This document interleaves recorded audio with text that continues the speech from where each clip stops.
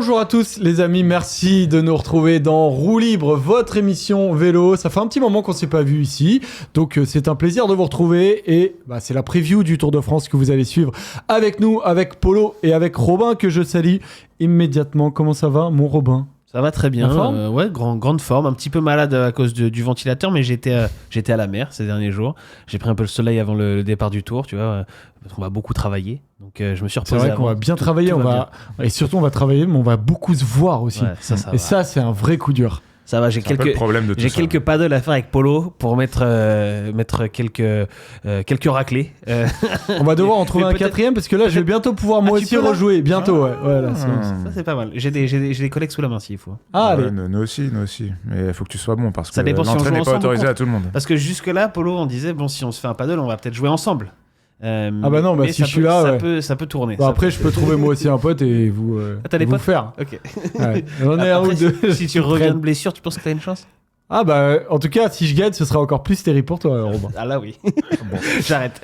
Comment ça va, mon Polo ? Ça va très bien. Très excité par ce Tour de France qui, mine de rien, me hype comme rarement. Je sais pas trop pourquoi. Et j'espère que ça durera le plus longtemps possible dans ce tour, même si c'est pas gagné.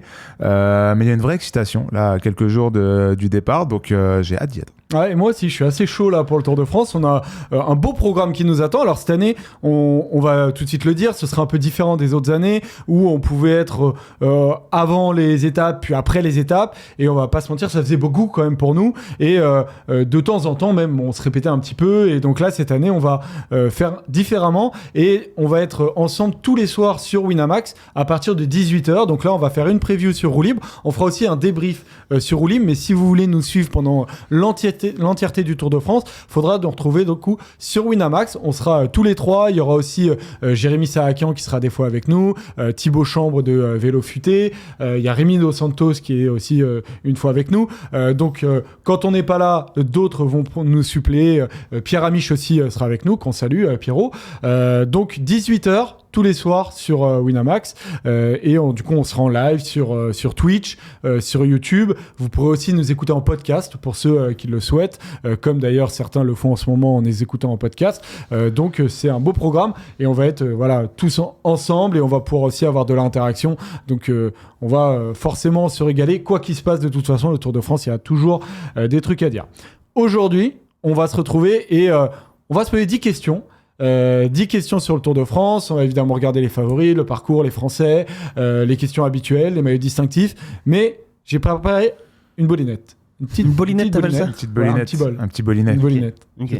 T'as pas la ref ? Je connaissais pas le mot, non. C'est quoi la ref ? La ref, c'est Astérix et Obélix, Mission Cléopâtre. Ouais. Il y a Jamais de vol. Une bolinette. Il veut demander un bolinet, un petit bolinet. Il veut de la potion magique. Ah oui, c'est vrai. Panoramix. Okay. Bon, on va revoir les classiques. Quand non, mais en plus, J'ai je l'ai vu il y a pas l'impression. longtemps, mais ça, je sais pas, ça m'a pas fait tilt. Tu devais être jeune. C'est au tout début. Ouais, là, quand c'est sorti, j'étais jeune, mais je l'ai revu après pas mal de fois au fil des années. On est vraiment avec un enfant. Arrête tes Oui, conneries. là, évidemment, il l'a vu, il s'en souvient pas, c'est un autre problème. Hein. Ouais, J'irais plus vers la vieillesse que la jeunesse, là, du coup.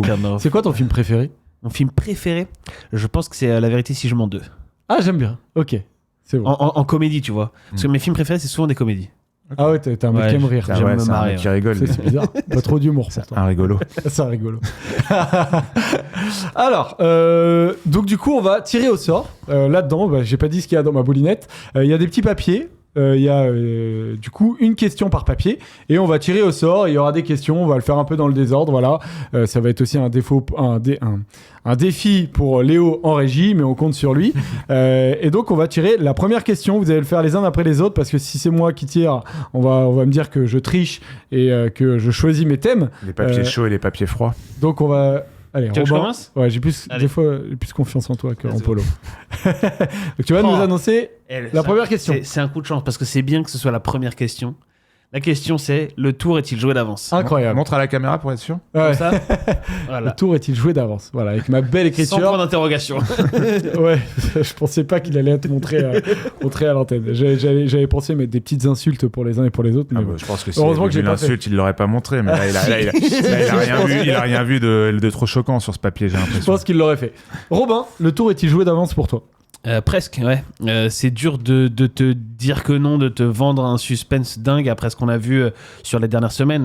Je pense qu'on est tous d'accord sur le Dauphiné. Malheureusement, j'ai envie de dire, on a eu l'affrontement avant l'heure Et j'aurais presque préféré ne pas l'avoir pour ne pas savoir, pour arriver dans les Pyrénées avec les incertitudes.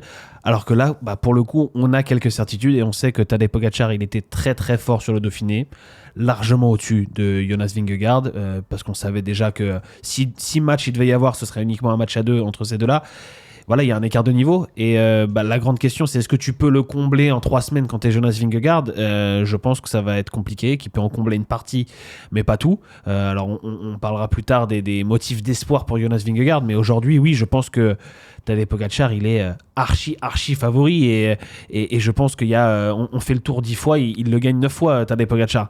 Donc, est-ce qu'on sera dans le scénario où il ne gagne pas ? On va voir au fil des 3 semaines. Il peut se passer beaucoup de choses, mais oui, aujourd'hui, il semble intouchable. Polo, même question. Écoute, j'ai envie de croire que non, que le tour n'est pas joué d'avance, parce que ça reste une course de 3 semaines, ça reste une course où Pogačar a déjà été battu, notamment par Vingegaard. Dans d'autres circonstances, oui. Ce qu'on sait aujourd'hui, c'est que Pogačar était bien plus fort que le Danois sur le Dauphiné. Ce qu'on sait pas, c'est comment Pogačar, qui a beaucoup couru cette saison, va finir ce Tour de France. C'est comment Pogačar va aborder psychologiquement Otakam et le col de la Lose, où il avait pris des branlées par Vingegaard sur les 3-4 dernières années. Il y a quelques questions comme ça que j'essaye de me poser, que j'essaye de me convaincre aussi pour me dire que Pogačar ne va pas écraser ce Tour de France.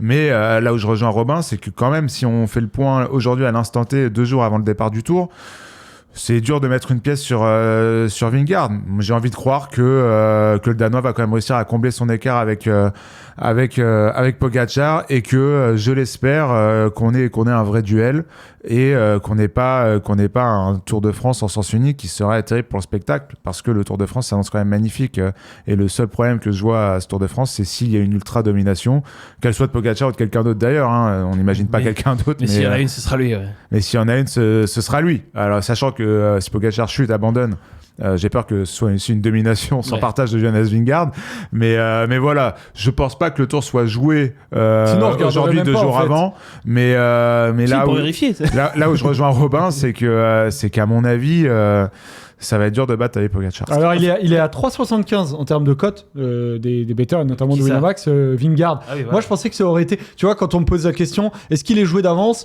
et que moi aussi je réponds plutôt oui, mais tu vois la différence, j'aurais imaginé un Vingegaard qui serait même plus élevé.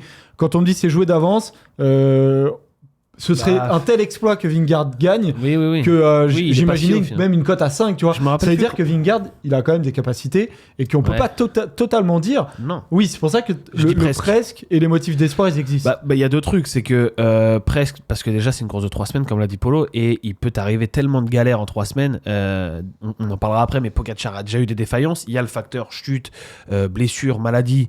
Même si Pogačar chute peu, ça lui arrive, et il s'est déjà fait un poignet en chutant sur Liège-Bastogne-Liège. Bon, voilà, t'es pas à l'abri de ça. Et si c'est le cas, c'est abandon direct. Et puis parce que, oui, Jonas Vingegaard, c'est quand même un double vainqueur du Tour. Et il a réussi parfois à mettre dans les cordes Tadej Pogačar dans des proportions abyssales. Le problème que j'ai, moi, ce qui m'inquiète, c'est que sur le Dauphiné, j'ai vu pour la première fois depuis le début de ce duel Pogačar-Vingegaard, un Vingegaard qui n'est pas capable de suivre les attaques ne serait-ce qu'une minute. Un Vingegaard qui très très vite se dit ok, là je peux pas suivre, je me mets à mon rythme et je prends une minute je me prends une minute de retard sur une étape de montagne. Et on a eu les déclats aussi d'après Dauphiné, notamment du staff de Jumbo, de Visma, qui nous dit on a pris une grosse claque. Je sais plus comment il l'avait dit en anglais, Grishka Nierman, le DS, mais en gros c'était ça l'idée. On a pris une grosse claque. Donc s'ils sont carrément au point de le reconnaître et de te dire bon, ça va pas forcément, enfin on se voit pas changer complètement la dynamique en 3 semaines, si eux sont inquiets, je le suis aussi forcément. Ils le sont inquiets, et Nierman a aussi dit qu'il venait sur le Tour de France pour jouer les étapes avec le beau collectif Visma Lead the Bike. C'est quand même pas rassurant pour l'objectif numéro 1 qui est gagner le Tour de France, sachant que leur communication depuis 2-3 ans, c'était de gagner le Tour de France. On parlait pas de savoir ce qu'allait faire Wout van Aert ou de ce qu'allait faire Jorgensen ou Yates ou ceux qui étaient là avant, que c'est un bon exemple. C'est pas rassurant, mais encore une fois, ça reste quand même une équipe qui part pour jouer le Tour de France, pour le gagner. Vingegaard est le seul au monde capable de battre Pogačar sur 3 semaines. J'ai envie d'y croire, mais pour revenir sur le cas Pogačar, Si seulement il y avait que le Paris, le Dauphiné, mais il y a surtout cette dynamique en sa faveur depuis maintenant 2 ans qui n'a jamais été inquiété ou balbutié par n'importe quel adversaire sur n'importe quelle route. Il part avec un plein de confiance extraordinaire. Pour moi, le seul moyen peut-être de le battre, mais on en parlera plus tard parce qu'il me semble, si j'ai bien fait les choses, qu'une question tourne autour de ça. Mais quoi qu'il arrive, ça va être très dur. Moi, c'est ça qui m'inquiète, c'est que c'est le plus fort. C'est le mec qui est dans la tête le plus confiant, le plus solide. On parlera des équipes aussi plus tard dans cette émission. L'équation, elle est compliquée à résoudre pour les adversaires et surtout pour Vingegaard. Et on va le vivre ensemble. En tout cas, on suivra ça en espérant qu'il y ait du suspense. Même si on n'est pas là pour survendre le suspense, même pas pour le vendre le suspense, mais juste On espère qu'il y en aura, ouais. de dire voilà, il y a un grand favori et après on n'est pas à l'abri qu'il y ait des surprises. On a déjà eu beaucoup des surprises, donc on peut pas aujourd'hui dire que ça va totalement se jouer pour Pogacar et que c'est sûr et certain. Deuxième question, messieurs. Polo, je te laisse C'est à mon tour. tirer au sort dans le petit bol. Ouais. Alors, Polo est en train de... Alors... Manchester United. Qui jouera le Paris Saint-Germain en 8e de finale de Ligue des Champions. Non. Non, pas Manchester United d'ailleurs. Mais... Van Der Poel va-t-il enfin briller sur le Tour ? Voilà, je vous le montre, il n'y a pas de triche. Hop. Alors, c'est une vraie question. Déjà, les gars, certains peuvent aussi se poser la question parce que peut-être certains ne suivent pas aussi le vélo depuis tellement de temps, n'ont pas forcément les souvenirs bien en place. C'est que c'est une réalité. Van Der Poel et le Tour de France, Paul, ça n'a jamais été une grande histoire d'amour. Quand il arrive sur le Tour, au début, il y allait en se disant bon, je vais quand même y aller pour tenter. Mais c'était pas forcément ce qu'il préférait faire. Hein.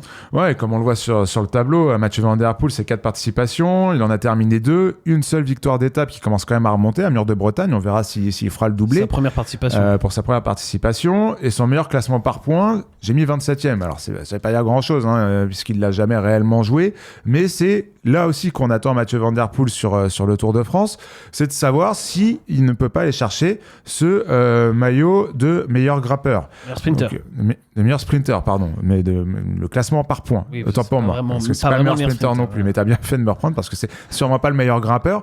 C'est une question, on a fait nos petits pronos et on en parlera tout à l'heure dans le jeu de qui va gagner le maillot vert. Mais pour le coup, Mathieu Van Der Poel a le talent pour faire mieux que ça sur une course où notamment sur cette première semaine il y a quand même beaucoup de choses à mettre en place pour lui. Alors toute la question c'est de savoir dans son équipe quelles seront les étapes pour Mathieu Van Der Poel, quelles sont les étapes pour Jasper Philipsen. Jasper Philipsen arrive quand même avec une autre dynamique que ces dernières années sur le Tour de France. Moins bonne, tout à fait. Mathieu Van Der Poel, oui, ce serait peut-être le moment d'aller faire un Tour de France comme l'a fait en 2022 un Wout van Aert. Alors peut-être pas avec la donnée montagne que ça impliquait, mais où il semblait imbattable sur des courses dont le profil, normalement, à part Pogacar... c'est impossible d'être battu. Donc, et là, sur cette première semaine, il y a au moins 4 étapes qui lui conviennent. Vous allez voir 5 ou 6 si on va plus loin dans le Tour de France. Donc, ce sera quand même intéressant de voir ce qu'il va faire. Et ça va être l'un des grands personnages en théorie de ce Tour de France. C'est là où on l'attend, d'être en capacité de gagner. Je sais pas combien t'estimes de victoires potentielles pour Mathieu Van Der Poel, mais un certain nombre. Et en fait, c'est ce qu'il doit aller chercher. Bah oui, pour moi, ça doit être un personnage du Tour. Il a 30 ans, Mathieu Van Der Poel. C'est plus la découverte et tu te dois, pour moi, quand tu es un coureur de cette envergure, de te construire un palmarès et une histoire avec le Tour. Alors il en a une petite, il a gagné une étape, il a pris le maillot jaune, c'était en plus peu de temps après le décès de Raymond Poulidor, son grand-père, donc il y avait une symbolique, c'était très beau, mais c'est un Tour de France 2021 qu'il n'a pas terminé, où il a arrêté au bout d'une semaine ou 10 jours, je sais plus, et ensuite on a des Tours de France où ça se passe un peu bizarrement. Alors il y a des tours où il n'y avait pas vraiment d'étape faite pour lui, on l'a vu faire un nombre d'échappées en montagne assez nombreux, on s'est dit bon, c'est quand même bizarre, il va dans des échappées où on sait qu'il va pas gagner, et il est dans une équipe pourtant où il y a personne qui joue le général, donc il a pas ce statut que peut avoir Wout van Aert chez Visma de super équipier à qui on dit bon, là l'étape oui elle te correspond mais on a besoin de toi pour autre chose. Il y a eu des étapes de pavés, Van Der Poel on l'a pas vu, il y a eu des étapes de chemin blanc où on l'a pas vu. Je trouve que ça, où on l'a pas vu en tout cas pas pour la victoire, je trouve que ça commence à durer un peu pour Van Der Poel, et ouais, pour moi c'est l'année là avec un parcours comme ça, une première semaine qui est dessinée pour toi où tu dois te montrer. Moi je pense que Mathieu Van Der Poel va le faire, je pense miser sur 2 victoires d'étape de Van Der Poel, mais comme dit Polo, la question c'est est-ce qu'ils vont jouer Philipsen ou Van Der Poel. Si tu joues pas Van Der Poel sur les 4 étapes pour puncher de la première semaine, pour moi, t'es complètement fou. Moi, En rappelant qu'Alpecin, ils ont Van Der Poel, Dillier, Groves, Xander de Merisse, Philipsen, Rickert et Gianni Vermeersch notamment, et le jeune Emil Vensinge. Oui, c'est une équipe tournée Merci. pour ces profils-là. Des profils plats, voire un peu accidentés, et des peut-être profils baroudeurs pour je sais pas, un Gianni Vermeersch ou des choses comme ça, ou Sandro Maurice. Mais l'intérêt pour cette équipe, c'est de savoir comment ça va s'articuler autour de Philipsen et Van Der Poel. Et là où je rejoins Robin, c'est qu'il faut que ça tourne autour de Van Der Poel, notamment cette première semaine où il y a beaucoup d'étapes compliquées. Il y en aura d'autres pour Philipsen qui sont toutes plates, où Van Der Poel pourra faire un super poisson pilote. Les étapes 8 et 9, il pourra bosser pour Philipsen. Voilà, toute ma question, on sait comment Van Der Poel va courir sur cette première semaine. La question, c'est de savoir ce qu'il va faire sur les 3 semaines. Savoir s'il va viser ce maillot vert ou pas. Si Philipsen le vise, et je pense qu'il le vise, comment on va faire en interne pour gérer ça. J'ai pas vu communiquer là-dessus, donc Pour l'instant, eux, ils disent on vient pour une victoire d'étape en tant qu'équipe. Et ils disent même, oui, c'est vrai que ça fait peut-être pas très ambitieux. Scénario, voilà. mais à mon avis, en interne, ils doivent quand même miser sur plus, beaucoup plus. Mais Je pense. Mais à mon sens, si Mathieu Van Der Poel veut jouer ce maillot vert, déjà, c'est le boss de l'équipe. Donc s'il veut jouer, il le joue. En plus, Jasper Philipsen, il lui a beaucoup donné sur le Tour de France, il a beaucoup fait le poisson pilote, et Jasper Philipsen a déjà eu un maillot vert et un certain nombre d'étapes. J'ai pas en tête le nombre exact. Pour moi, si Mathieu Van Der Poel veut jouer le maillot vert, tu dis ok, on va jusqu'à Mur de Bretagne et on voit comment ça se passe. Combien t'as de points après Mur de Bretagne? Est-ce que t'es dans la course pour le maillot vert? S'il l'est, tu dois jouer pour lui. Pour moi, ça fait aucun doute. Surtout dans une édition où Philipsen n'arrive pas en tant que sprinter dominant. L'année dernière, on a joué tout pour Philipsen. Il n'a pas eu le maillot vert. Hein. Il s'est fait battre par Girmay assez nettement. Là, t'as Merlier, Milan. On en parlera après pour les sprints. Mais Philipsen, c'est pas l'assurance tout risque. C'est pas tu te dis on joue pour lui, c'est cadeau. Non, c'est pas le cas. Et ensuite, il y a un barème qu'il faut prendre en compte aussi. C'est que sur les étapes de Boulogne, la deuxième étape de Mur de Bretagne et de Rouen, en fait, tu prends autant de points quand tu t'imposes que sur les étapes toutes plates. Donc ça, pour moi, ça bénéficie clairement à un Mathieu Van Der Poel qui peut se retrouver avec même une grosse avance, j'ai envie de dire, au classement du maillot vert à la fin de la première semaine. Donc à partir de là, pour moi, ça aurait du sens de jouer pour lui. une avance, oui, mais ça dépend sur une étape, des étapes accidentées comme ça va dépendre du scénario de course. Est-ce qu'elles vont toutes arriver pour les hommes forts? Est-ce qu'il n'y aura pas des échappées? Est-ce que Van Der Poel va les gagner? Parce que Il peut faire 2, mais en théorie, non. il peut en gagner, mais par contre sur les étapes plates, il n'en prendra pas des points, ou très peu. S'il se relève et qu'il fait 8e, 9e, Il est capable d'aller faire ces sprints-là. en général, il les fait pas trop quand il fait le poisson pilote. Parce qu'il joue pas le maillot. Ça va être intéressant de voir. Déjà, la question sera de savoir s'il joue le maillot. Mais pour le coup, j'ai l'impression qu'il y a quand même pas mal de trucs qui font que ce sera pas encore pour cette année. il est 6e dans les favoris Winamax, notamment en termes Pour le maillot vert. Ouais, pour le maillot vert. Question suivante, messieurs. Tu peux jamais. Allez, vas-y, je Vas-y, pioche. Moi aussi. La dernière fois que j'ai fait un tirage au sort, c'était avec mon petit frère et ma petite sœur. Ça m'a permis d'aller à Munich. C'est vrai? Ouais. Ah ouais, tu l'as joué au tirage au sort? Pour voir la finale de Ligue Oh, des le coup Champions. de chaud. Ouais, c'était incroyable. J'ai pu, voilà. Il y J'étais avait avec une son- place pour la famille. J'ai gagné. Eh, vous étiez combien à tirer? On était 3. Ok. J'étais avec son petit frère Ils qui étaient avait dépités, perdu les 10 autres, minutes avant, Ouais. et que j'ai récupéré juste après pour aller jouer au padel avec lui. Autant dire que c'est bien la gueule. Ils ont pas parlé du Très voyage. dur, très dur. Ouais, je m'en veux encore. J'espère qu'il y aura. Mais bon, il est petit. Il est petit. C'est un 95. Mais, Et l'âge de Robin, quoi. ouais, voilà. Un an de plus. Ça, ouais. Un an de plus. Il a Je suis un an de je suis plus. que toi, 96, mon moi. frère. Ouais, c'est incroyable. La vache. C'est incroyable. Bon. Remco sera-t-il sur le podium, messieurs? C'est une vraie question parce que Remco Evenepoel a déjà fait un podium du Tour de France et a une équipe quand même qui est pas brinque-ballante, loin de là. Il y a Aurélien Paré-Pinte notamment qui sera avec lui. Valentin, pardon. Donc il va l'amener le plus loin possible. Mais il y a quand même beaucoup moins d'assurance parce qu'il y a d'autres coureurs qui sont aussi présents. Robin, si tu devais répondre par oui ou par non, évidemment après avec de la nuance, quelle serait ta réponse? Oui, il sera sur le podium. Ok, pourquoi? Parce que qui va lui prendre la place? C'est ça aussi la question. Il y a un monde d'écart entre Pogačar, Vingegaard et Remco Evenepoel. On l'a encore vu au Dauphiné. Remco Evenepoel, il était même pas capable d'essayer de suivre les attaques de Tadej Pogačar. Il était même parfois, juste avant l'attaque, déjà en train de décrocher. Donc il y a pour moi aucun doute, il n'est pas dans le match, il l'a un peu expliqué. Alors ça, c'est dur à reconnaître parce qu'il venait sur le Dauphiné en espérant réduire l'écart. Finalement, c'est pas ce qu'on a vu, c'est même l'inverse. Donc c'est dur à dire, mais il n'est pas dans le match. En revanche, qui va lui prendre cette 3e place qu'il avait eu l'année dernière? Bon, on peut penser à Almeida, qui fait un super tour de Suisse, mais face à une concurrence quand même moindre. On peut penser à Bora avec Lipovic et Roglic. Moi, j'y crois pas. Je pense que Remco, il a l'expérience sur 3 semaines. Il a le niveau en contre-la-montre. Oui, aussi. Il a le niveau en contre-la-montre où il va leur prendre du temps à tous. Et je pense qu'en montagne, il reste fiable, c'est-à-dire que Lipovic sur 3 semaines, je sais pas ce que ça donne. Almeida, il va faire son boulot d'équipier. Roglic, pour moi, c'est une grosse inconnue de plus en plus puisqu'il termine plus un grand tour depuis un moment. Donc j'ai envie de penser que Remco, va faire un 2e podium de suite.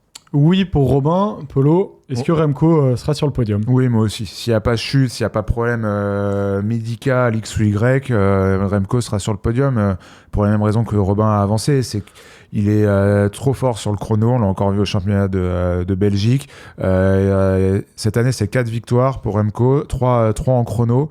Des gros chronos, donc rien que ça, l'avance que tu prends sur tes adversaires au podium, je parle, elle sera importante. Et derrière, alors certes, il grimpe cette année, il a quand même un peu déçu quand la route s'est élevée, mais faut rappeler que son début de saison a été compliqué, que sa prépa a quand même été retardée, et que je pense qu'il arrivera fin prêt sur le Tour de France, plus affûté que l'année dernière. Oui, ce sera pas assez pour essayer de rivaliser avec Vingegaard et Pogačar, mais oui, ce sera suffisant pour aller chercher le podium face à soit des coéquipiers qui tôt ou tard devront faire le jeu de leur leader, même s'ils sont potentiellement plus forts en montagne que Remco Evenepoel, et encore j'attends de voir ça, et face à des coureurs qui, notamment la Bora, qui est la 3e, on va dire la 3e force sur le plateau. On parle de force en plateau sur la Formule 1. La Bora, c'est un peu Ferrari, tu vois, c'est la 3e force derrière McLaren et Verstappen. Et là les Ferrari, elles sont pas hyper rassurante non plus pour les raisons que Romain a évoquées sur Roglic et Lipovic. Donc moi je trouve qu'il y a quand même un boulevard pour Evenepoel, même malgré une équipe un peu faiblarde autour de lui. Il a prouvé l'année dernière il avait Landa, mais je pense que même sans, il n'y aurait pas eu de problème pour aller chercher ce podium. Donc, il finit avec 10 minutes d'avance sur Almeida l'année dernière. Donc voilà, mais ce sera peut-être pas aussi simple que l'année dernière d'aller chercher ce podium, mais je pense qu'il l'aura quand même sans trop de soucis. Alors, je donne mon avis aussi parce que pour le coup, en fait, je le donne quand il apporte quelque chose. Rarement, hein, mais en l'occurrence, vous dites tous les deux oui. Moi, je pense que je suis plutôt d'accord, mais vraiment avec beaucoup moins d'assurance. C'est-à-dire que il y en a un véritablement qui peut lui prendre cette 3e place, c'est Primož Roglic. Je l'imagine arriver finalement très motivé pour un Tour de France où il a eu énormément de galères, où il a abandonné 3 fois. Et là, il sort d'un Giro, on le rappelle, où il a abandonné sur une série de 3 chutes, 3 énormes chutes, mais qui en accumulé ont fait qu'il n'était plus en capacité de gagner le Giro.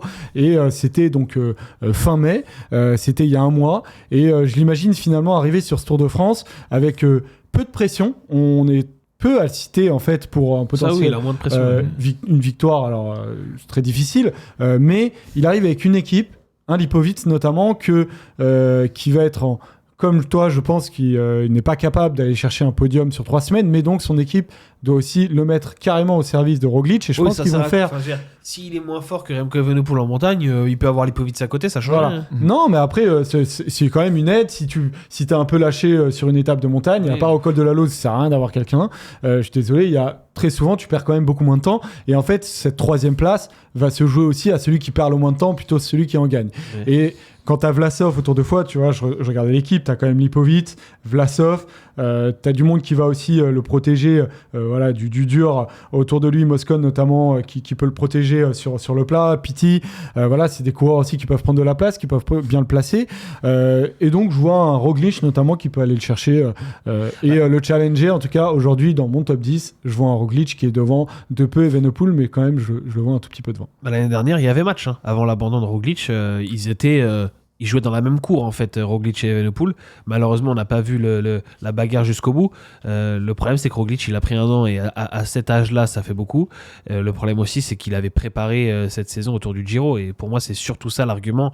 C'est que c'est compliqué de changer ton pic de forme. Et il était prévu pour le Giro parce que sur le Giro, il y avait la place pour gagner un grand tour. Ouais, j'ai du mal à croire qu'il soit au top, complètement au top sur le Tour de France. Sur le Giro, il disait qu'il préparait le Tour de France même avant de quitter le truc. Donc je sais pas. Moi, j'imagine pas Roglic. Non, ça, c'était une théorie, non? Roglic disait que. Il me semble. C'était pas la théorie de Tom Danielson sur C'était peut-être une théorie, mais il me semblait que. Ah, qui préparait le tour. Ouais, c'était la théorie de Non, mais il y avait une théorie et puis que j'aimais beaucoup, moi. Je crois qu'il y avait, je crois aussi qu'il y avait une déclat, soit de lui, soit d'un membre de la Red Bull Bora, qui allait un peu dans ce sens, mais je pense que c'était un peu facile, notamment après que Roglic ait quitté la course, mais. Moi, j'y crois pas du tout. Je me suis en 2022, je me suis en 2024, je me suis en même de 2025 sur le Giro. Roglic, il y a un souci au niveau de la fiabilité. Ça, c'est sûr. Si par miracle, il arrive à passer tout sans chuter, il sera peut-être dans le match, mais comment il est sorti de ce Giro, à quel niveau physique il est, c'est impossible à dire. Moi, c'est vraiment pas du tout. J'aurais même plus envie de croire en Lipovic qu'en Roglic chez Bora. Donc, je crois que je l'ai mis dans mon top 10, je l'avais mis devant. Donc, écoute, on verra, mais moi, j'y crois pas. Il va y avoir une bagarre, en tout cas, je pense. Robin, à ton tour, un petit papier. 4e question. On a déjà fait 3 sur 10. On avance. Quelle est la question ? Y aura-t-il un Français dans le top 10 ? Alors, classement général encore. Question du classement général, effectivement. Alors, des Français dans le top 10, on peut les citer ensemble. Guillaume Martin. Allez, c'est bon. On va. Non, mais... non, je sais pas, on peut imaginer peut-être d'autres. Kevin Vauquelin. Après, quand tu regardes, je vais regarder les top 10 des Tours de France précédents, on a déjà eu des surprises et des mecs où on se disait, on s'attendait pas à ce qu'ils soient dans les top 10. Tu peux imaginer Vauquelin et Martinez. Voilà. Oui. Selon les scénarios, selon comment ça se passe.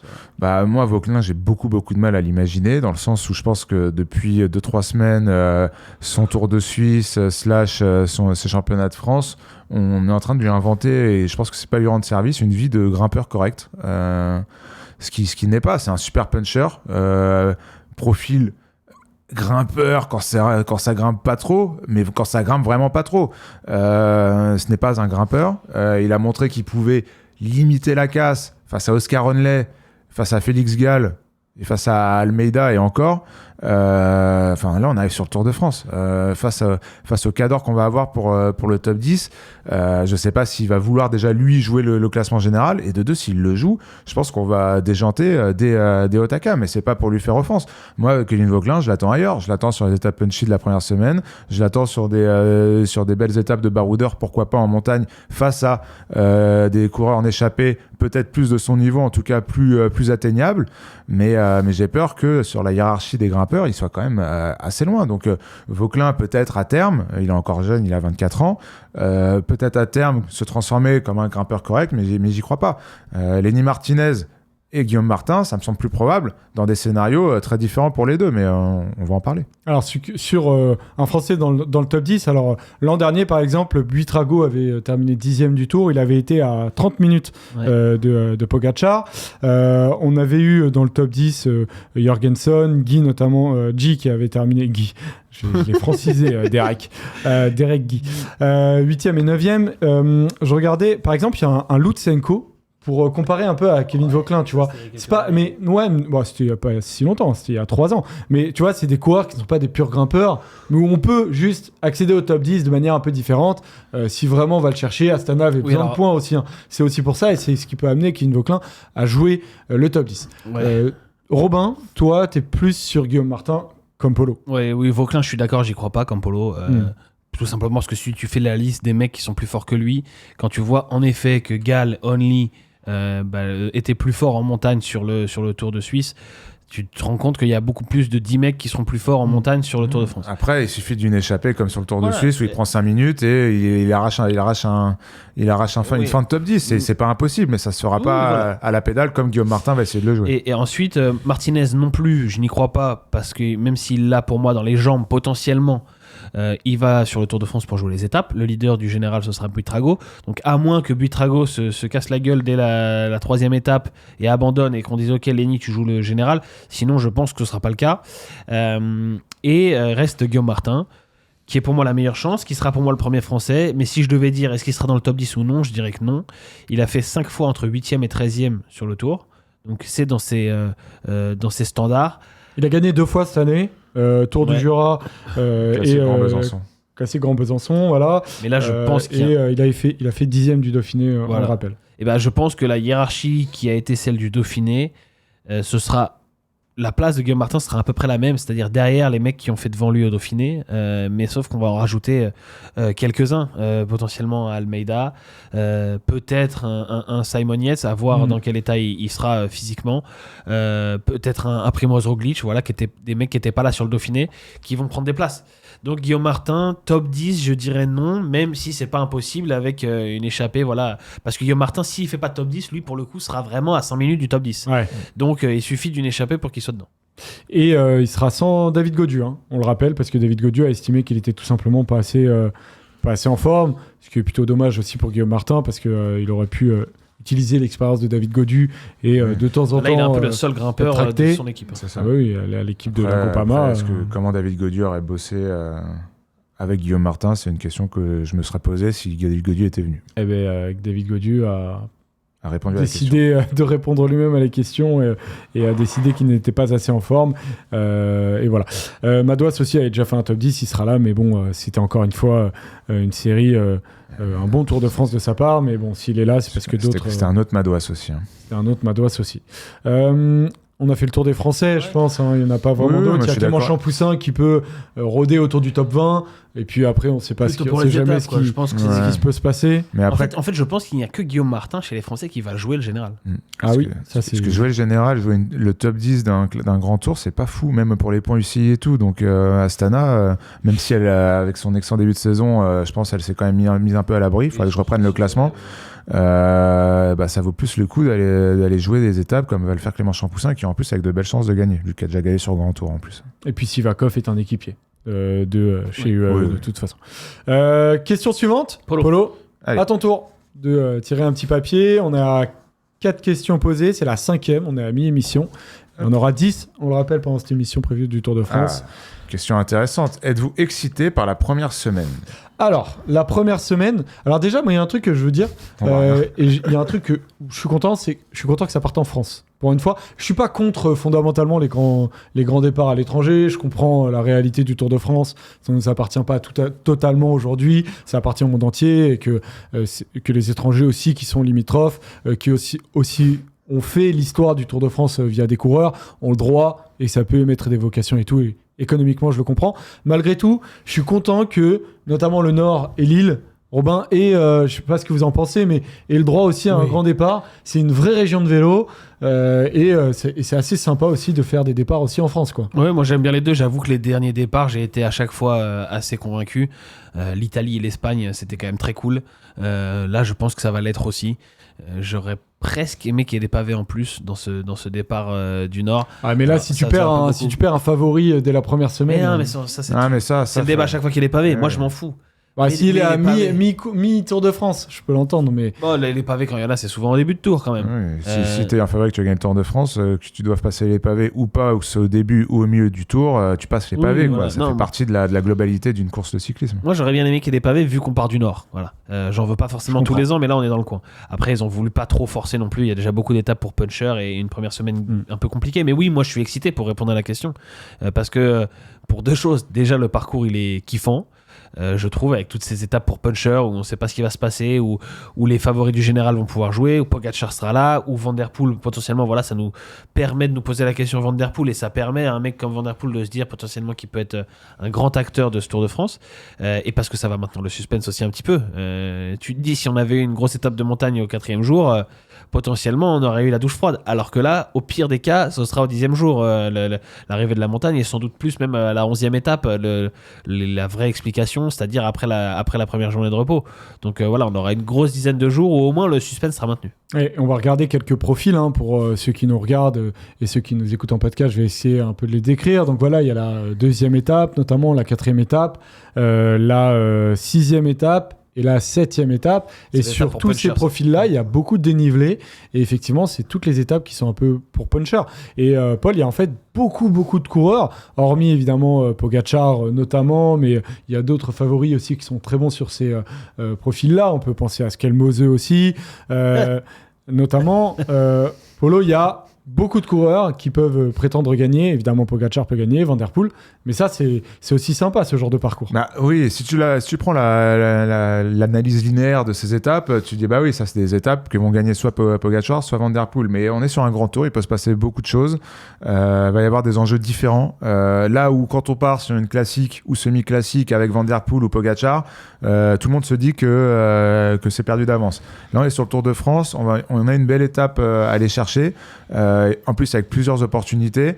Je pense que voilà, des coureurs dont on a parlé, des Kevin Vauquelin, des Romain Grégoire, des coureurs comme ça qui sont pas loin d'être le top du top de ce qui se fait à la Philippe. Pourquoi pas s'il a retrouvé son punch, il l'a. Sa giclette, il l'a encore. C'est savoir comment il peut conserver ses efforts le plus longtemps possible. Ça, c'est pour ça que je suis même plus inquiet pour notamment un Mur de Bretagne dont on s'en était parlé en 2021. Il s'était un peu raté. J'ai peur que le Alaphilippe de 2025 ne puisse pas suivre non plus. Mais sur des scénarios de course un peu différents, dans de l'anticipation, avec des coureurs que je viens de citer. Alors j'ai cité que les Français, mais on peut citer du Ben Illy, on peut citer du Pidcock, on peut en citer plein. Il y a plein de coureurs comme ça qui peuvent être hyper intéressants. Mais c'est des étapes qui peuvent leur convenir et qui peuvent foutre un sacré bordel. Et c'est pour ça que c'est intéressant.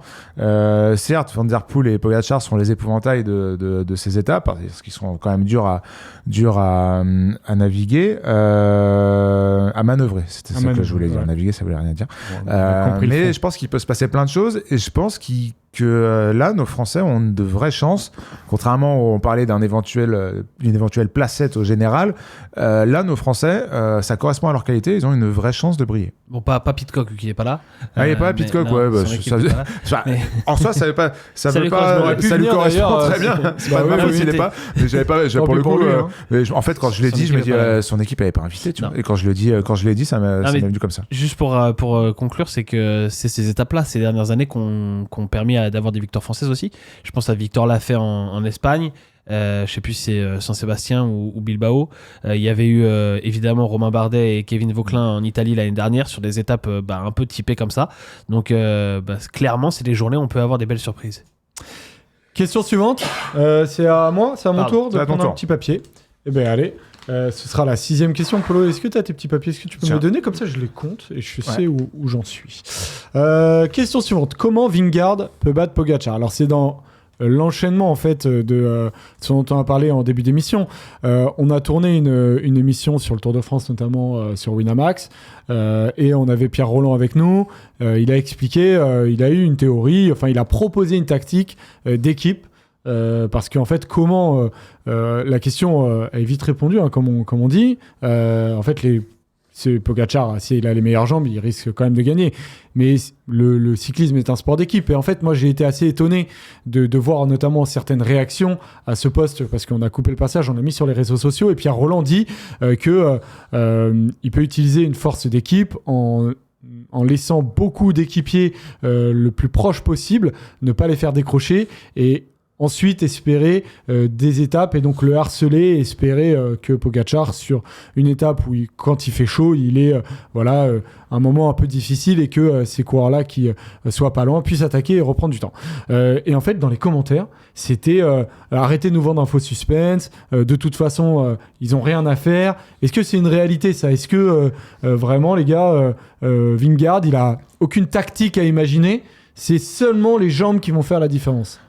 Non, il doit imaginer des choses. Sinon, si on prend que les jambes, il a presque déjà perdu. Je pense qu'il doit tenter des trucs. La tactique de miser sur le collectif et les équipiers, j'ai du mal à y croire parce qu'en fait, il faudrait beaucoup d'avance.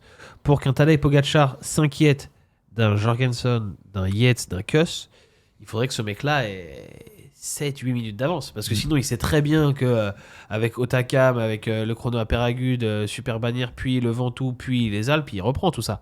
Donc il faudrait beaucoup d'avance. Est-ce que tu es capable de créer un scénario en première semaine ou sur les 10 premiers jours où Jorgensen il prend 10 minutes d'avance? Là oui, tu crées un truc, mais est-ce que c'est possible?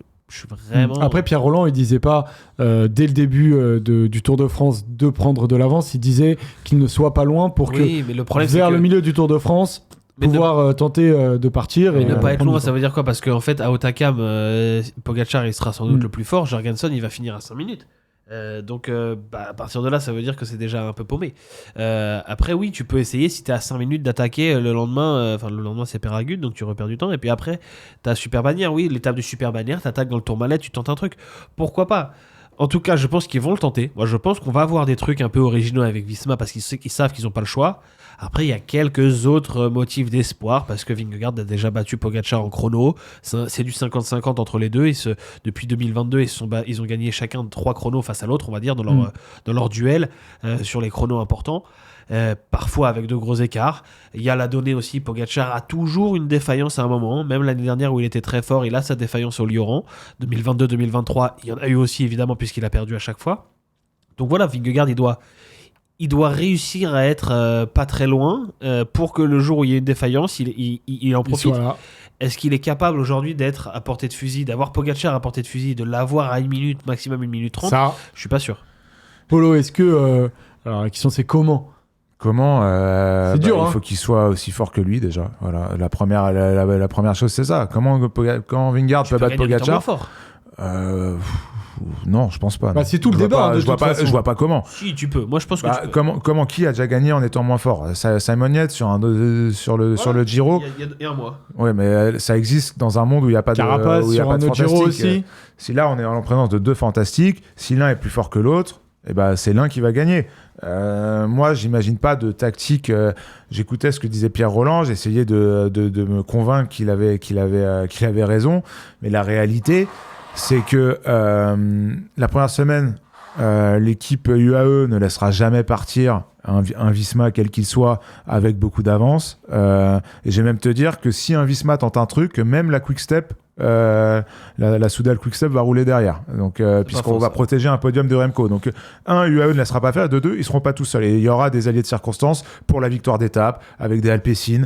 Enfin voilà, pour moi, cette première semaine, il y a des très belles étapes, mais je pense qu'on la surcote un peu, notamment pour les mouvements qu'il va y avoir pour le classement général. Ça, c'est vrai. Ensuite, il y a la question du chrono. On a vu Vingegaard être capable de battre Pogacar sur le chrono.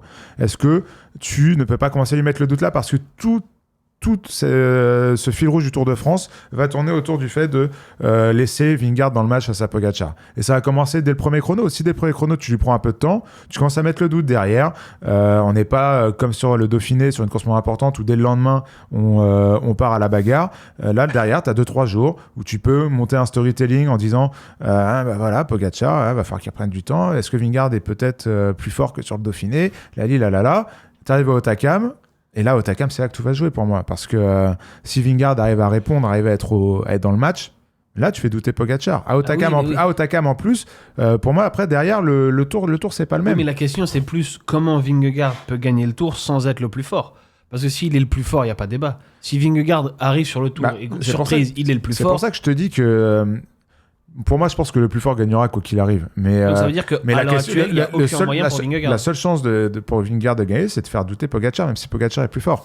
Et le faire douter, c'est provoquer après des scénarios de course dans lesquels on a vu Pogacar, à cause de la chaleur, à cause d'une équipe défaillante, on en parlera plus tard dans cette émission, à cause de différentes raisons, potentiellement le faire douter. Et le faire douter, ça pourra profiter à Vingegaard, même si Vingegaard est un peu moins fort. Mais quoi qu'il arrive, il faudra qu'il soit vraiment pas loin. Parce que dès Hautacam, il faudra lui montrer que tu es là. Parce que je pense que sur le chrono, il y aura peut-être un débours pour Vingegaard, enfin un débours pour Pogacar face à Vingegaard, parce que Vingegaard va peut-être reprendre du temps. Et encore, je sais même pas ça, tu vois, ça dépend. C'est vraiment dur à dire, c'est du 50-50. Mais pour moi, si à Hautacam, Vingegaard n'est pas dans la bataille, pour moi, le Tour de France sera terminé. Ils sont affrontés 15 fois en contre-la-montre, sur les mêmes contre-la-montre, je veux dire. Après, ça dépend des états de forme et tout, mais c'est stats comme ça en plus. Il y a 8-7 pour Tadej. Oui, voilà. Et puis surtout si tu regardes les 6 derniers, c'est-à-dire depuis qu'ils sont en duel vraiment, il y a 3-3 et c'est que sur des courses très importantes. Oui, non, mais voilà, c'est une stat en plus. En fait, j'imagine Tadej et Jonas regarder ce genre de petits trucs, se dire, ah tiens, on s'est affronté. Et voilà, parce qu'il y en a un notamment sur le Tour de l'Avenir en 2018. Et il y en a un autre sur le Grand Prix de Prishnichitspa, c'est le premier sur lequel ils se sont affrontés. C'était un prologue de 2 km et Vingegaard a terminé 69e et Pogacar a fini 14e. Voilà, donc, c'est pour dire que ça veut tout et rien dire, mais c'était une petite stat assez sympa à partager. Question suivante, c'est à toi, mon Romain. C'est parti. 6e question. 7e. Ah, elle est bien, cette question. 6. Quel est le plus beau sur le plateau? Je me disais qu'il y avait un papier en Qui est trop. le plus beau sur le plateau? C'est pour ça que j'avais perdu mon coup. C'était terrible. Voilà, Léo, ajouter on va une. poser la question à Léo, parce que du coup, si on fait un vote... ah si, on n'a pas le droit de voter pour soi-même. Ça peut être drôle, ça. Ah ouais, mais on n'a pas de papier. C'est vrai. Ouais. Non, mais Bon, on sait t'as tous mal que c'est moi, de toute façon. Donc, Non, c'est moi. Ça... C'est moi, c'est pas toi, c'est moi. Bon, du écoute, coup, t'as passé ton on tour. demandera aux gens dans le chat, hein, ils nous répondront. Hop. Alors, bah tiens, c'est bien, c'est parfait. UE versus Jumbo, qui a la meilleure équipe? On va regarder les équipes. Excuse-moi, Léo, hop là, je te remonte, mais tiens, Ouais, qui a la plus grande équipe? Donc, comparaison entre les deux teams. faut bien que je me rapproche. Des deux grands favoris autour de France, Vingegaard et Tadej Pogacar. Alors, on a deux super teams. D'ailleurs, il paraît, ça m'a fait rire ça, d'après la Gazzetta, ils ont à peu près le même budget. J'y crois pas du tout. UAE était soi-disant un peu au-dessus de Je Visma. pense que UAE est largement au-dessus. C'est typiquement les annonces de budget où en fait ils ont peut-être officiellement le même, mais en fait la puissance financière n'est pas du tout la même. D'ailleurs, Visma n'annonce pas des grands coureurs pour la suite et que UAE continue à choper les meilleurs coureurs du circuit. Et quand tu vois les Visma, ils ont quand même quelques mecs. Hein. Ils ont un Nordhagen qui a régalé sur le Baby Giro. Ils ont leurs petites pépites comme UAE là, comme Lidl là avec Philipsen. Ils ont 4-5 quoi. Ils en ont beaucoup. Mais il y a à boire et à manger dans tout ça. Donc, juste pour dire que je pense que UAE a beaucoup plus d'argent. oui, je pense aussi. Voilà les équipes UAE et du côté de la Visma. Donc du côté du UAE, Pogacar évidemment, Almeida, Jonathan Narvaez, Nils Politt, Pavel Sivakov, Marc Soler, Tim Wellens, tout juste fraîchement champion de Belgique, et donc Adam Yates. De l'autre côté, Jonas Vingegaard, Eduardo Affini, Tish Bennett, Victor Kampenarts, Matteo Jorgensen, Sepp Kuss, Wout van Aert et Simon Yates. Alors, que des monstres du peloton pour différentes raisons. Est-ce que vous avez l'impression déjà en regardant ces équipes qu'elles sont construites différemment? Je vois par exemple Affini du côté de Visma. Est-ce que vous voyez un pendant du côté du AE? Est-ce que vous avez une équipe, selon vous, qui est plus faite pour jouer la première place ou une autre qui est là pour plus protéger ou pas? Pour moi, c'est similaire. Je suis très indécis là-dessus. À un moment, je disais que l'équipe UAE était plus impressionnante. Je pense, par exemple, que Almeida est un numéro 2 qui n'a pas aussi fort chez Visma. Voilà. Je pense que dans la hiérarchie... c'est Simon Yates, en fait. Je pense que c'est Jorgensen, le numéro 2 chez Visma. Et Simon Yates sortant du Giro, c'est compliqué. Du Giro, t'as raison. Donc je dirais que c'est Jorgensen, mais je vois Almeida plus fort, par exemple.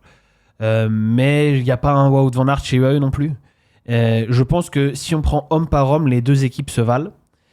En revanche, dans la cohérence et dans ce qu'elles sont capables de faire, plutôt, parce que les deux équipes sont très cohérentes, mais dans ce qu'elles sont capables de faire, je mets Visma au-dessus, parce que j'ai jamais vu UAE faire ce qu'a fait Visma sur Paris-Nice, par exemple, le jour des bordures. Et parce que, au contraire, j'ai souvent vu UAE se planter. Alors, c'était souvent quand Pogacar n'était pas là, mais on a déjà fait le débrief du Giro. Cette dernière étape de montagne, la 20e au col de Sestriere, à Sestriere avec le col de Finestré avant, c'est la démonstration de ce qu'est capable de faire Visma dans le positif et de ce qu'est capable de faire UAE dans le négatif pour moi. Visma qui renvoie Wout van Aert devant, qui prend des risques avec Simon Yates et qui gagne le Giro grâce à ça, et UAE qui le perd en s'enterrant tout seul avec le rival désigné qui était Richard Carapaz face à Del Toro. Voilà, pour moi, la différence, elle est là, c'est que Visma ne se trompe rarement.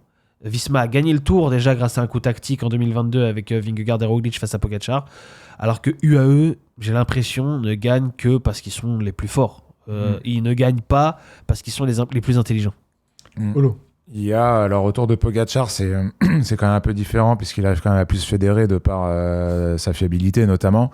Mais oui, j'ai l'impression que malgré le fait que pour moi sur ce Tour de France, le team UAE a la plus belle équipe sur le papier, Je pense qu'au niveau collectif, cette équipe Visma a déjà plus montré qu'elle était soudée et qu'elle était prête à tout collectivement pour essayer d'aller chercher un grand résultat.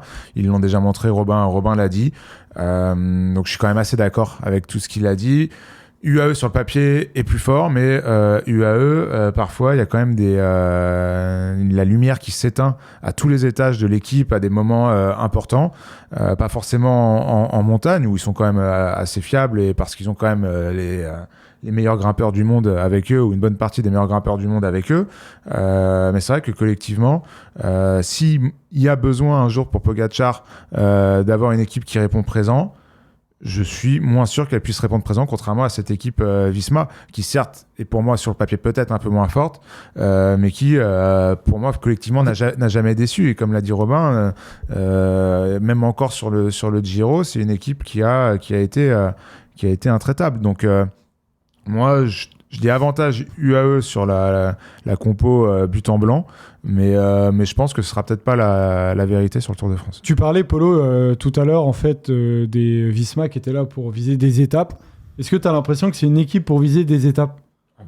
Oui, c'est une équipe qui peut tout viser, à part le sprint. C'est une équipe qui peut gagner toutes les étapes, à part le sprint. Donc la question, c'est de savoir comment stratégiquement tu veux orienter ton Tour de France. Je pense quand même qu'on vient pour la victoire de Jonas Vingegaard, et que pour X ou Y raison, si on n'est plus dans la course à la victoire, on saura réagir. Ouais. Je suis pas inquiet de voir Sepp Kuss aller gagner une étape en 3e semaine si Vingegaard est largué. Je suis pas inquiet de voir Jorgensen bouger et aller chercher de beaux résultats sur ce Tour de France. Pareil pour Simon Yates, qui a déjà gagné de très belles étapes sur le Tour de France. Donc non, ça va dépendre vraiment stratégiquement de ce que veulent faire la Visma et de où en sera leur leader au bout d'1-2 semaines. En tout cas, bel affrontement entre deux énormes équipes. On voit bien que c'est deux super teams. Quand on voit Remco qui est un petit peu moins entouré, y a pas de chance et les autres Landa favoris aussi, même globalement. Après c'est des mecs qui... Alors Landa pour Remco ça aurait été très utile, Ouais. mais pour le reste, au-delà d'avoir un équipier très fort, ça n'a pas grand intérêt d'en avoir 6. Parce mais qu'en ça sert d'en avoir un. On se souvient le taf de Landa pour Remco. Faut espérer que Valentin Paré-Pinte puisse avoir ce rôle-là sur les grosses étapes de montagne. Ouais. Mais quand tu auras le train qui sera fait par UAE et Visma, de toute façon, tous tes équipiers vont lâcher un par un, ils te serviront à rien. Ce qu'il te faut, c'est des mecs qui peuvent te protéger dans la plaine. Ça me sert à aller rien. chercher des bidons, voilà. Et si t'as un gars qui est capable d'être top 5 dans la hiérarchie pour t'aider, comme ce qu'était Landa l'année dernière, là oui, ça devient utile. Mais si ton équipier, c'est des mecs en montagne plus anecdotiques, voilà, même les équipiers, en fait, si demain c'est UAE qui fait le train, sans doute que Sepp Kuss et Simon Yates ne serviront à rien pour Vingegaard, parce qu'ils seront largués au moment où Almeida sera en train de rouler. Et donc, de toute façon, derrière, ils n'auront pas une grande utilité. Question suivante. Ouais. Je tire un petit papier. Il en reste 3. Ouais, je sais pas si c'était à toi de tirer. Si, ou pas. c'était à moi. Ok, parce que c'est à toi. Très bien. Sur quelle étape va se jouer le Tour de France ? Alors bon, évidemment, il y en a 21, on le rappelle, sur le Tour de France. Il y en a beaucoup, on a cité beaucoup d'étapes qui peuvent l'être. On va regarder les profils qu'on a tous les trois choisis. On a choisi une chacun. On n'a pas la même ? Non, on n'a pas la même. Je crois pas. Alors, je sais pas si c'est fait exprès ou pas d'ailleurs. Le profil de Péragude. Ah ouais, Polo, t'as choisi Péragude. Donc le contre-la-montre, plutôt vers la fin du Tour de France. Hein. Non, en plein milieu, Joseph. 12e étape. Oui, c'est vrai. Ouais, c'est vrai, c'est dans les Pyrénées, donc forcément, il y a 4 étapes, c'est en plein milieu. Tu vois, vous avez tout à fait raison. Je crois que Takam, c'est 11 et le Péragude 12. Étape 11 et 12. Ah, je me serais peut-être trompé. En vrai, ça change C'est pas rien. impossible. Ça change pas grand-chose. Ça change pas grand-chose, ouais. C'est juste pour, juste pour faire remarquer que non, c'est pour pas qu'on finales. nous attrape dans les commentaires en disant que vous n'êtes pas corrigé. Là-dessus, Très bien. Non, mais ils ont raison. ils auraient raison. Hein, mais Ils ont bon. raison. Mais du coup, on note qu'on a fait une petite erreur. Voilà, Très bien. c'est ça. Je ne jetais pas la pierre à Polo. Polo contre la montre, du coup. Ouais, ma théorie c'est que Péragude, si tout se passe comme je l'ai en tête, la veille, il y aura eu Otakam. Et à Otakam. Ça va se passer, hein. Ça, il n'y a pas de doute. La veille du chrono, il y aura Otakam. La veille du chrono, quel que soit le numéro de l'étape, la veille du chrono. Dans ma boule. La veille du chrono, il y aura Si tout Otakam. se passe comme prévu, il y aura Otakam la veille. Et à Otakam, je pense qu'on aura déjà un premier coup de poing donné sur la table par l'un des leaders. L'un ou l'autre, on ne sait pas. Peut-être que ce sera Vingegaard, peut-être que ce sera Pogačar. Mais je pense qu'il y aura déjà une main mise sur la course prise ce jour-là, notamment par Pogačar. Je pense que c'est quand même ma théorie. Mais le truc, c'est qu'à la fin d'Otakam, on va encore y croire pour Vingegaard. Pour X ou Y raison, parce que Pogačar, il mettra pas tout le monde à 5 minutes, je l'espère. Par contre, le lendemain, sur un effort où, dans l'idée où Vingegaard s'accroche un peu avec Pogačar à Hautacam sur quelques kilomètres, que psychologiquement, on ralentit, on fait moins d'efforts, donc on perd peut-être du temps, peut-être que Pogačar sera plus fort, mais qu'il va peut-être perdre du temps à voir que Vingegaard le suit, donc il va pas trop en donner, etc. Mais par contre, le lendemain à Peyragudes, c'est chacun face à son vélo, chacun face à ses watts. Et là, s'il y en a un qui était plus fort que l'autre à Hautacam, j'ai peur qu'autant il n'ait pas gagné le tour en haut d'Hautacam, mais qu'en haut de Peyragudes, on ait d'énormes écarts. Il y en a beaucoup qui parlent de Combloux pour parler de ce contre-la-montre. On rappelle Combloux où Pogačar et Vingegaard s'étaient affrontés, c'était en 2023 et Vingegaard avait gagné. Ça avait été l'un des... écarts. 1,30. Ouais. Je vais re-regarder l'écart exact. C'était chrono Escalada. 1,38. C'est pas vraiment un chrono Escalada, mais on se souvient quand même de Pogačar à la planche des belles filles. Ça remonte un peu, certes, mais c'était quand même quelque chose qu'il avait l'air d'apprécier. Donc, il a intérêt à être fort, Vingegaard, parce que même s'il perd un peu de temps à Hautacam, j'ai peur qu'il en perde énormément à Peyragudes et que le tour soit fini ce soir-là. Moi j'ai dit Hautacam. Je suis à peu près sur la même analyse que Polo, mais je pense que dès Hautacam, on aura un bel aperçu de ce que sera le classement général. C'est pas ce que j'espère, parce que j'aimerais que le suspense dure au-delà d'Hautacam, bien au-delà même. J'espère que ça aille jusqu'à la Lose, comme tu sembles le dire, Joseph. Mais malheureusement, je pense qu'à Hautacam, on aura déjà... les carottes seront déjà bien cuites. Ouais, en fait, j'ai choisi la Lose pour aussi espérer que ça aille loin, hein, forcément, mais il va se passer quelque chose à la Lose. Mais en fait, étant donné que Vingegaard, l'une de ses grandes forces, c'est de la haute altitude, et que c'est effectivement ce genre de profil-là où c'est extrêmement difficile, et que je me dis, s'il y a un moment où il est fort, ce sera à ce moment-là. Et donc que ça peut se jouer là, qu'on peut vraiment savoir si il espère gagner le Tour de France, il faudra qu'il mise sur cette étape-là notamment, et qu'il mette tout quasiment sur cette étape-là. Donc c'est vrai que, et puis la Lose, en plus moi j'adore cet endroit-là, donc au-delà de savoir effectivement si ça peut se jouer, si c'est assez loin dans le Tour de France et qu'il y aura beaucoup d'étapes, le col de la Lose est un passage que j'apprécie particulièrement. Voilà pour les étapes. Papier. On va passer aux 2 dernières questions, c'est moi les qui amis. Ouais. T'aimes bien ça, Polo ? Alors, Lenny Martinez doit-il gagner une étape pour réussir son tour ? je te laisse répondre à la question. Non. Ce serait cool qu'il gagne une étape. Est-ce que s'il n'en gagne pas, c'est un tour raté ? Non, absolument pas. Ce que j'attends de lui, ce qui fera que son tour sera réussi, c'est s'il est acteur. Il doit être acteur en montagne, c'est son objectif, il vient pour jouer les étapes. Il parle même du maillot à pois comme d'un objectif secondaire qui pourrait arriver en jouant les étapes. On rappelle que son grand-père, Mariano Martinez, a gagné le classement de la montagne en 78. À l'époque, il y avait le maillot à pois, 78, depuis quelques années. Et oui, jouer les étapes, oui, en gagner une, avoir l'exigence qu'il en gagne une pour réussir son tour, pour moi, c'est mettre la barre un peu trop haut et avoir des attentes un peu trop hautes pour un mec qui fait son 2e Tour de France, mais j'ai presque envie de considérer que c'est le premier vu les conditions dans lesquelles il a été envoyé en 2024. Donc oui, être acteur, oui, gagner une étape, s'il le fait, je serais pas surpris, je serais très content, mais je lui demande pas ça pour que son tour soit réussi. Moi si, parce qu'à partir du moment où tu te mets en marche du classement général et c'est ce que tu as envie de faire, il l'a dit, moi ce sera dans 1 an, 2 ans que j'aurai envie de jouer le classement général, c'est pour Buitrago. Après il est bon dans la communication, je pense que s'il peut faire la nique à Buitrago d'une manière ou d'une autre, il le fera.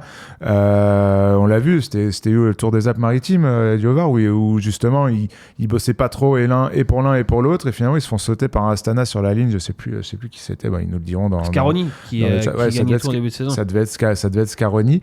Il se sacrifie jamais trop. Il met jamais le coup de pédale en trop, que ce soit en échappée, que ce soit pour jouer le classement général. C'est un finisseur hors pair. Il a déjà bien gagné cette année, notamment en World Tour. Il arrive avec l'objectif de gagner une étape. S'il n'en gagne pas une, moi je serais déçu. Sauf si il fait un super classement général. Mais au bout d'un moment, tu peux pas te cacher éternellement non plus. Tu peux le faire sur une course. Tu peux le faire une fois, mais pas 15. Tu peux le faire une fois, mais pas 15, tu vois. Et au bout d'un moment, là, tu peux plus te cacher. Quand t'es Lenny Martinez, ton objectif de la saison, c'est le Tour de France. Tu peux pas arriver et dire, moi, je viens jouer une étape, et si je gagne pas l'étape, c'est pas grave. Moi, je pense pas. Que tu fasses pas un bon classement général. Déjà, je me dis, tu t'en tires bien parce que t'as un leader qui va prendre cette lumière-là, donc t'as pas besoin de trop l'annoncer, ce qui est bien en tant que coureur français. Mais par contre, derrière, comme tu dis, il faut que tu sois acteur. Mais si t'es acteur et que tu gagnes pas, et que tu gagnes pas le maillot à poids, ouais, mais admettons, pour moi, ce sera pas un tour réussi pour Lenny Martinez. Admettons, le maillot à poids, tu le joues, mais il est pour Pogacar parce qu'il claque toutes les étapes. Mais le maillot à poids, c'est autre chose. Admettons, tu vas dans 3-4 échappées. Tu vas dans 3-4 bonnes échappées en montagne, mais en fait, ça tombe soit sur les jours où les leaders roulent et te rattrapent, soit sur une journée, ça va au bout, mais en fait, il y a un mec plus fort que toi dans l'échappée. Ah, franchement, j'aurais pas envie de lui en vouloir à Lenny Martinez. C'est pour ça, en début de saison, sur ce plateau, on se disait qu'est-ce qu'on doit attendre de lui. Moi, je disais qu'il gagne une étape en World Tour. Et il en a gagné 3 sur Paris-Nice, sur le Dauphiné, sur le Tour de Romandie. Quand il fait en Romandie l'Anique à Joao Almeida, c'est très fort. Quand il le fait sur le Dauphiné à Henrik Mas, c'est très fort aussi. Sur Paris-Nice, on a presque un moment, on se dit, il a les jambes pour aller faire podium. Il se prend la bordure derrière et ça s'envole, mais il a les jambes en montagne pour faire podium. Franchement, c'est déjà monstrueux ce qu'il a fait cette saison pour moi. Et en début de saison, tu m'aurais dit, on a l'exigence que Lenny Martinez gagne une étape sur le Tour. Je t'aurais dit, c'est complètement fou. Évidemment, les attentes, elles ont évolué parce qu'il a montré un niveau qu'on n'imaginait pas aussi rapidement. Mais pour moi, c'est trop difficile, c'est trop sévère de dire il faut que tu gagnes une étape. Sachant que quand tu vises des étapes en échappée, en fait, c'est pas entre tes mains à 100%. Alors, je sais pas si c'est la meilleure idée, mais il a quand même noté exactement les étapes en interview qu'il visait. Je sais pas si vous avez entendu. Non, il a dit quoi j'ai coché par exemple celle de Mur de Bretagne, 7e étape, celle du Mont Ventoux, 16e étape, et celle du Mont Doré, 10e étape. Okay. Je sais pas si c'est une super tactique de dire quand il va les vouloir, mais bon, au moins c'est honnête. Il y a beaucoup d'étapes que j'aimerais gagner, mais je prendrais n'importe laquelle. Et il y a le contre-la-montre de Peragude aussi. C'est un objectif pour moi. Si on lui demande, t'es acteur et que tu gagnes pas d'étape, tu finis 18e au classement général et t'as pas le maillot à poids, on lui demandera s'il aura réussi son Tour de France. Ouais, mais là, il le dit. Il s'en fout du général, il préfère largement une étape. Ça, c'est une certitude. Et il dit, voilà, honnêtement, c'est impossible que je gagne le Tour de France pour certains qui se posent la question. Et voilà, la déclat de Lenny Martinez, je préférerais peut-être gagner une étape, mais comme c'est en montagne, le maillot pourrait arriver avec. On verra au fur et à mesure, mais c'est un bel objectif quand même, si je vois que je ne suis pas très loin, mais il faudra aussi faire un bon Tour de France. Voilà pour notre pépite Lenny Martinez, qu'on va suivre avec une grande attention. 10e et dernière question. Polo, c'est à toi de la tirer. On terminera la prévue du Tour de France là-dessus, alors qu'on rappelle qu'on sera ensemble tous les soirs à 18h sur Winamax. Maillot vert. Alors, qui sera maillot vert? On a évoqué tout à l'heure Mathieu Van Der Poel. Mathieu Van Der Poel, c'est au classement des favoris et de la hiérarchie des cotes, en tout cas. Pour vous donner une idée, il est le 6e. Il est à 6, Mathieu Van Der Poel. Mais il y en a beaucoup d'autres qui peuvent espérer aller chercher la tunique verte. Et ces hommes-là, c'est Jonathan Milan, qui est le grand favori. Jasper Philipsen, Tadej Pogacar. Vous allez nous expliquer pourquoi. Il a combien Pogacar? Wout van Aert. Il a combien Pogacar? Il est à 5. Oh, oui. Mathieu Van Der Poel, puis Tim Merlier. Ça se joue, hein. Binyam Girmay, il est loin, Tim Merlier. Il est quand même 6e. Je te dis. Mathieu Van Der Poel, il est juste au-dessus. Plus ça va, plus ça descend, mais il y en a 54% qui misent sur lui. Qui va gagner le maillot vert? Moi, je dis Van Der Poel. Moi, je dis Tim Merlier. Alors, vous choisissez quand même les 4e et 5e. Ce sont des choix qui sont osés. Vous êtes plein de panache. Van Der Poel, je trouve que c'est osé. Tim Merlier, je comprends pas qu'il soit aussi bas dans les favoris. Tim Merlier, faut qu'il gagne les sprints. C'est ce qu'on disait sur l'échappée de dimanche, c'est qu'il n'y a aucune assurance qu'il soit dominateur sur les sprints. Et il a plus de garanties que Philipsen ou Milan cette année. Il a plus de garanties que Philipsen ou Milan. Moi, c'est pour ça que je le choisis, moi. Il arrive avec le costume de sprinter numéro 1. Avec Jonathan Milan, peut-être que ça se discute. Ils se sont tirés la bourre en début de saison au Tour UAE. Milan a un peu gagné. Merlier a un peu gagné de son côté aussi après. Celui qui a le plus gagné, c'est Tim Merlier. 10 victoires. Jonathan Milan, il en a 6. Et Jasper Philipsen, il en a 2 cette année. Mais moi, c'est pour ça que je dis Tim Merlier. C'est que je prends le parti que c'est lui qui va dominer les sprints. Et que si tu gagnes les sprints, tu as quand même 6 voire 7 étapes pour sprinter sur ce Tour de France. Certes, derrière, tu as beaucoup d'étapes pour les punchers, baroudeurs, sprinters avec un gros moteur. Mais qui va le jouer? Comment ces points points vont se répartir. Est-ce que Van Der Poel va prendre tous les points des victoires sur ces étapes-là qui lui sont obligatoires pour gagner le maillot vert. Philipsen va jouer le maillot vert, mais du coup ça va empêcher Van Der Poel d'aller chercher des points sur les sprints massifs, sachant que Philipsen pour moi alors c'est peut-être une erreur, hein, mais ne devrait pas dominer sur les sprints massifs de ce Tour de France, donc lui non plus il gagnera pas le maillot vert. Enfin franchement quand tu élimines un par un, moi à part j'ai presque envie de dire à part Pogacar, si Merlier est dominant dans les sprints, je vois pas qui pourrait aller chercher le maillot vert, hein.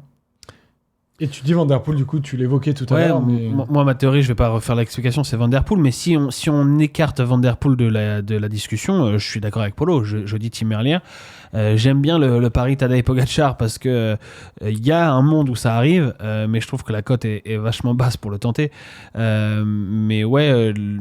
Je comprends pas qu'il soit aussi nettement derrière un Philipsen, tu vois, ou même derrière Milan. J'ai l'impression qu'on en a fait beaucoup sur Milan, qui va découvrir le Tour, qui a pas encore connu une telle pression. Là, on est en train de dire bon allez, on t'envoie et c'est l'heure. Tu dois gagner 4 étapes, tu dois décrocher le maillot vert. Je suis pas sûr que ça se passe aussi facilement pour Jonathan Milan, qui est pas toujours très très bien placé dans les sprints, qui a certes une puissance extraordinaire, mais qui pour moi est beaucoup moins efficace dans son placement qu'un Merlier, peut-être un peu moins intelligent dans ses sprints, je sais pas si c'est le bon mot. Merlier pour moi c'est un mec qui déjà ronge son frein depuis un moment parce qu'il voulait faire le Tour l'année dernière, il a pas pu, on a envoyé Remco Evenepoel. Avant ça il s'est retrouvé chez Alpecin avec Van Der Poel, Philipsen, il fallait partager. Là, à mon avis, Merlier, je le vois, moi, dégommer les sprints. Il a déjà l'expérience du Tour de France, expérience de lever les bras sur le Tour de France, même si lui aussi, comme Van Der Poel, ça remonte à 2021, si je dis pas de bêtises. C'est un petit avantage par rapport à notamment Jonathan Milan. Et moi, je pense que oui, le maillot vert, le favori du maillot vert, c'est Tim Merlier. Et après, il faut penser aussi qu'il peut y avoir potentiellement quelques abandons, des hors-délais ou des chutes. Ouais. Ce qui peut ouvrir à Pogacar. Je pense que Pogacar, s'il n'y a pas d'abandon, c'est foutu. Il faudrait que Merlier domine un peu le sprint, amasse des points et abandonne. Et là, ça ouvrirait la porte à un Pogacar.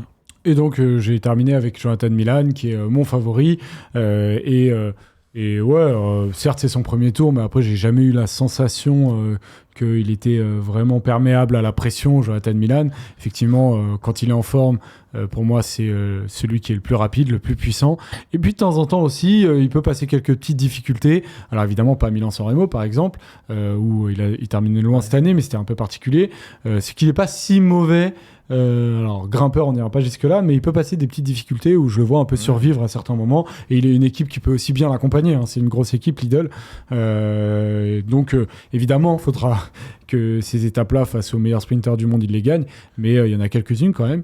Je pense qu'il pourrait y avoir 4 ou 5 sprints massifs. Moi je pense que Milan gagnera une étape, mais je pense qu'il n'en gagnera pas assez pour dominer et prendre les points. C'est sûr que pour gagner le maillot vert il faudra au moins en gagner 3. Ouais, en tant que Jonathan Milan, et puis après toujours se placer, donc ça risque d'être pas si facile. Voilà messieurs, on a terminé avec la prévue du Tour de France, donc départ samedi. On vous remercie de nous avoir suivis aujourd'hui. On se retrouvera sur FT Sport, sur la chaîne YouTube, à la fin du Tour de France pour un débrief. D'ici là, tous les soirs, 18h sur Winamax TV. C'est aussi disponible sur Twitch, sur YouTube. On est en live, donc vous créez des comptes et vous pouvez discuter avec nous. Il y a plein de sondages, il y a plein d'interactions, donc c'est vraiment fait pour vivre le truc ensemble. Ça dure 1 heure chaque soir, et chaque soir on fera le débrief de l'étape et on regardera ce qui se passera le lendemain, les amis. Merci mon Robin, merci Polo, Joseph. Merci à Léo en régie. On se retrouve là dans 4 semaines, dans 3 semaines. Ouais, mais sur Wina, c'est quand la première samedi soir. Samedi soir, voilà, tout simplement. Et bien samedi sur Wina. Ciao les amis, bisous. Ciao. Salut les rollers.